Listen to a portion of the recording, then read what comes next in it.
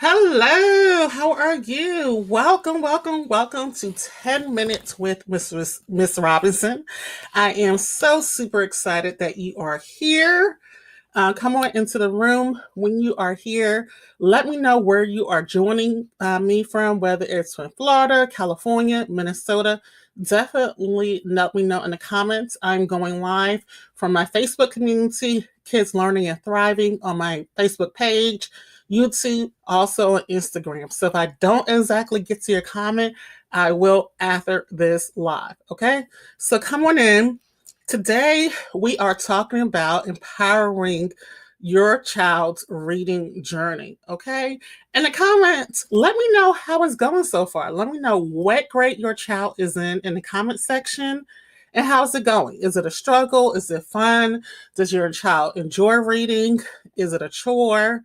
And what are their ask yourself, what are your child's teachers saying about their reading? Okay. Reading is so much fun and it can bring you to so many places that you may not have traveled to thus far in life, whether it's Greece, Japan, Africa, different parts of Africa, Nigeria. You can read about events going on around the world. So, reading is such a gift that we can give our youth, that we need to encourage it, whether it's reading nonfiction and fiction. And I would definitely encourage your children and encourage your child to read more nonfiction books. I've noticed a trend lately when I look all the kids who come into my tutoring program, they take a reading diagnostic test, and I'm noticing that the scores are lower with the when they read nonfiction versus fiction books. And I think that's because a lot of times in leisure, kids are reading fiction books. And nonfiction books contain a lot of vocabulary and a lot of vocabulary that may be challenging them. So they need to be reading just as many fiction books. They need to be reading as just as many nonfiction books about their favorite animals. Even if they have an animal they don't like, tell them to read about the animals they don't like, and then encourage them to use vocabulary to describe why they do not like that animal. Okay. So I went off on a tangent, but let me go ahead and introduce myself. My name is Aquila Robinson, and I am founder of Learn Plastic Tutors, where we help 8, 9, and 10-year-olds go from finding it hard to read to becoming confident readers. Okay. So I totally enjoy what I do. I am a full time teacher. I'm a special education teacher. I have been teaching for over 10 years.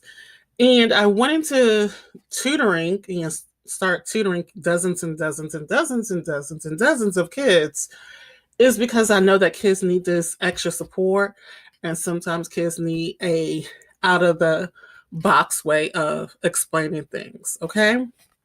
So, like I said, we are encouraging children today, and we're learning different ways and methods that we can encourage reading in our children.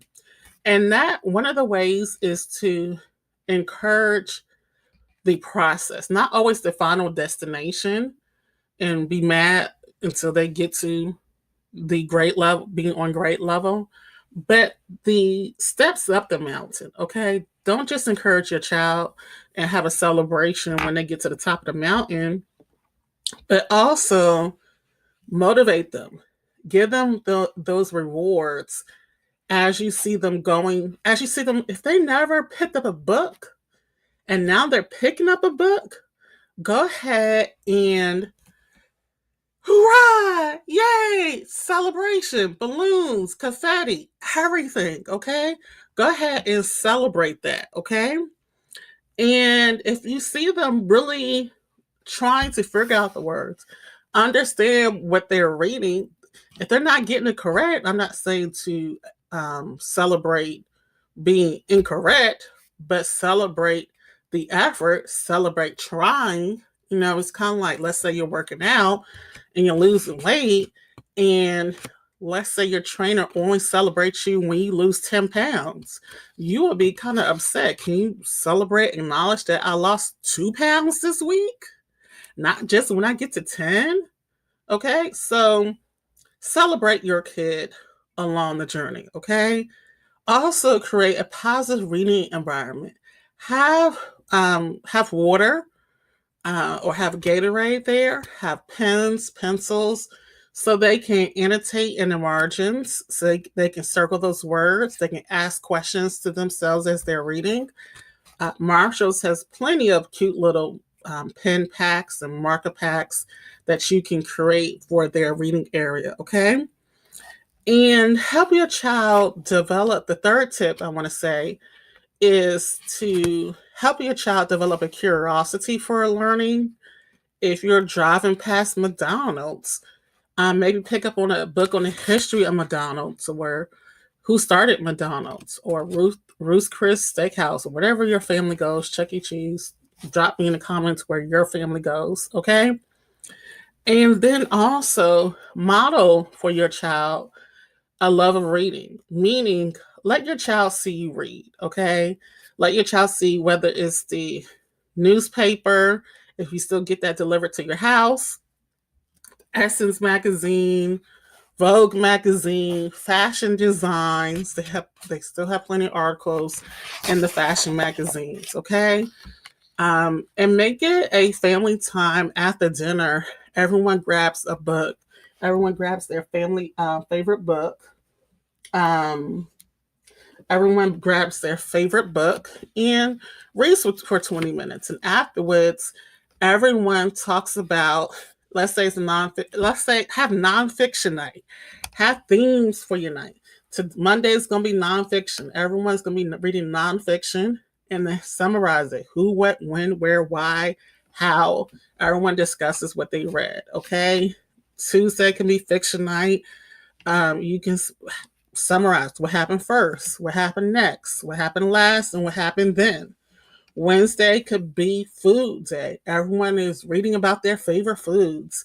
Go to the library and everyone find a book about their favorite food. And then everyone, including mommy and daddy, are reading about their favorite foods, come back together and discuss it. And then maybe make that into a dinner night that everyone is making their favorite food that they read about in the book. Okay. So we have fiction days, nonfiction days, food days. And for me, I live in the DC area. We have the US Botanical Gardens. So you can also read about some different flowers. You can read about different trees. And then on Thursday, before a couple of weeks ago, we had the King Tut Museum. So you can read about that on Thursday. And then that weekend, you can go to the US Botanical Gardens and see what you actually read about. Or if you're reading about King Tut, then go to the actual museum. There's usually traveling exhibits. I know in my area, they have the Illusions Museum that is coming to the area. So pick up a book from the library about how illusions are made, and then have your child summarize, and then go to the museum. So you're connecting real world experiences to what they are learning. Okay. So I hope I gave you plenty of tips, plenty of ideas. Please drop a 7 in the comments below if you found this helpful. If you need additional help and support with your child, if they're finding it hard to read and you want additional support in your home, please feel free to send me a DM. Okay, so this was 10 Minutes with Ms. Robinson. I am the founder of Learn Holistic Tutoring, where we help kids go from finding it hard to read to confident readers through our reading program. Okay,